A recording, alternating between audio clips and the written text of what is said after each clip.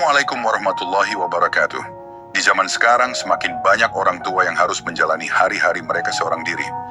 Anak-anak merantau, pasangan hidup telah tiada, dan hari-hari terasa sunyi. Data menunjukkan bahwa jumlah lansia yang hidup sendiri terus meningkat dari tahun ke tahun. Namun, masa tua bukan berarti harus dijalani dalam kesepian atau kekurangan. Selama kita tetap bersyukur, mempersiapkan diri dengan bijak, dan percaya bahwa Allah selalu memberi jalan, maka usia senja bisa menjadi masa yang penuh makna, kedamaian, dan keberkahan, meski dengan segala keterbatasan.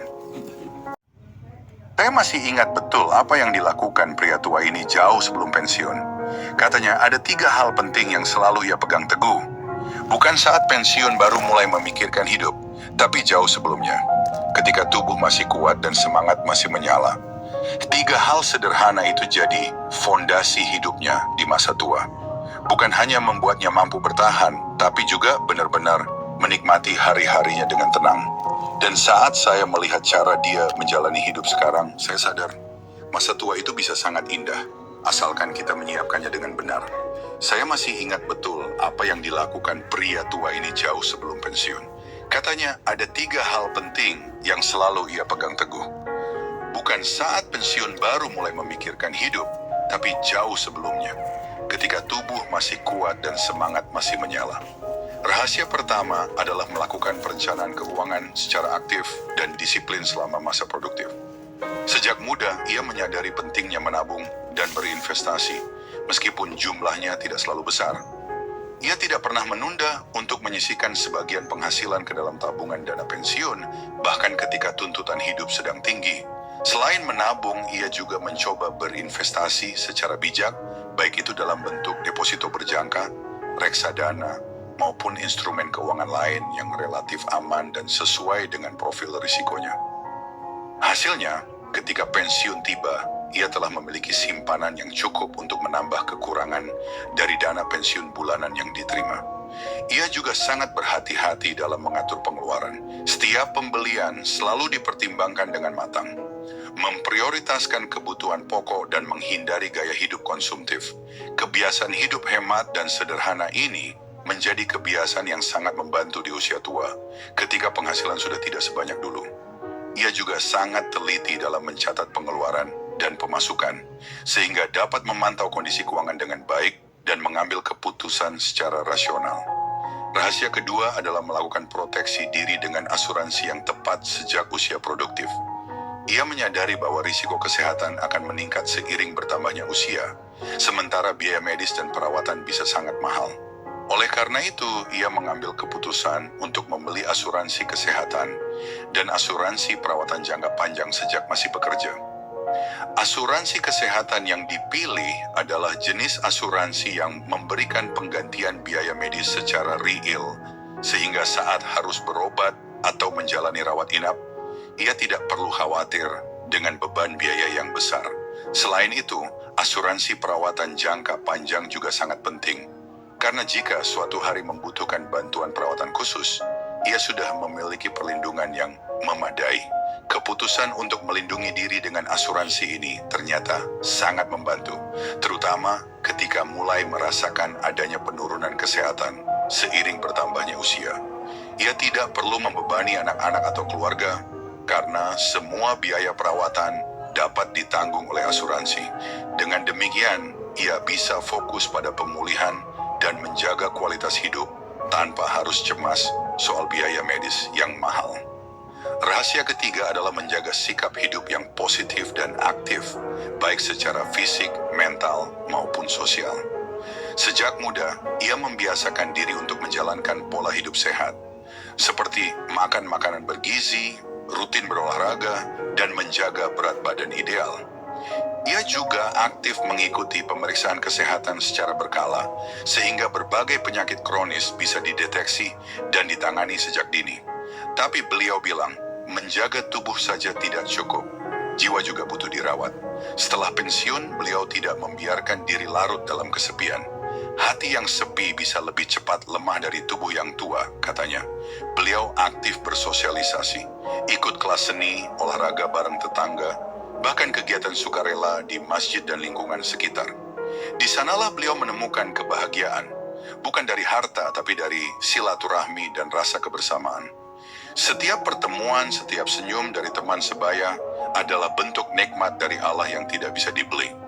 Beliau percaya bahwa menjaga hubungan baik dengan sesama adalah bagian dari ibadah. Karena disitulah Allah hadir, dalam canda tawa yang menyejukkan hati, dan dalam doa yang saling dipanjatkan diam-diam. Itulah yang menjaga semangat hidupnya tetap menyala. Bukan hanya sehat secara fisik, tapi juga tenang secara batin, karena hidupnya penuh syukur dan makna. Selain itu, ia selalu menjaga sikap optimis dan bersyukur terhadap apa yang dimiliki. Ia tidak pernah membandingkan hidupnya dengan orang lain, melainkan fokus pada hal-hal positif yang bisa dinikmati setiap hari. Setiap pagi, ia meluangkan waktu untuk berjalan santai di taman, menikmati udara segar dan keindahan alam sekitar. Ia juga senang menulis jurnal harian, mencatat hal-hal baik yang terjadi, dan mengungkapkan rasa syukur atas setiap nikmat kecil yang diterima. Cara sederhana ini terbukti sangat efektif untuk membangun kebahagiaan dari dalam diri sendiri. Ketiga rahasia inilah yang membuat kehidupan lansia ini tetap berkualitas, meski secara finansial tidak berlimpah. Ia mampu memenuhi kebutuhan sehari-hari dengan tenang, tidak khawatir saat sakit, dan tetap merasa bahagia serta dihargai di lingkungan sosialnya. Ia membuktikan bahwa kunci kebahagiaan di masa tua bukanlah berapa banyak uang yang dimiliki, melainkan seberapa bijak kita mengelola sumber daya, menjaga kesehatan, dan membangun hubungan yang bermakna dengan orang lain. Selain tiga rahasia utama tersebut, ada beberapa kebiasaan kecil lain yang turut menunjang kualitas hidupnya. Misalnya, ia selalu mencari cara untuk tetap produktif, meskipun sudah tidak bekerja penuh waktu. Ia mengisi waktu dengan hobi seperti berkebun, melukis, atau membuat kerajinan tangan. Hasil karyanya bahkan kadang dijual di bazar komunitas, menambah sedikit pemasukan, sekaligus memperluas pergaulan. Ia juga tidak segan untuk terus belajar dan mengikuti perkembangan zaman. Misalnya, ia belajar menggunakan ponsel pintar dan aplikasi-aplikasi modern agar tetap bisa berkomunikasi dengan keluarga dan teman, mencari informasi kesehatan, hingga berbelanja kebutuhan secara online.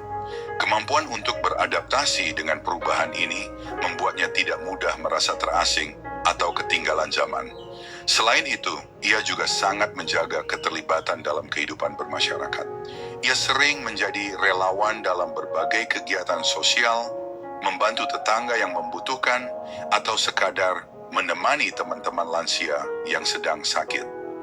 Dengan berbagi waktu dan tenaga, ia merasa hidupnya semakin bermakna dan tidak pernah merasa kesepian. Kisah ini memberikan pelajaran berharga bagi siapapun yang ingin menikmati masa tua dengan nyaman dan bahagia, meskipun hanya mengandalkan dana pensiun yang terbatas. Yang terpenting adalah memulai perencanaan sejak dini, berani mengambil langkah-langkah proteksi yang tepat, dan tidak pernah mengabaikan pentingnya menjaga kesehatan fisik, mental, dan hubungan sosial. Bagi mereka yang masih berada di usia produktif, kisah ini menjadi pengingat bahwa masa tua bukanlah sesuatu yang perlu ditakuti, asalkan kita mempersiapkan diri dengan baik. Mulailah menabung dan berinvestasi sejak muda. Jangan menunda untuk membeli asuransi kesehatan dan perawatan jangka panjang, serta biasakan hidup sehat dan aktif di lingkungan sosial.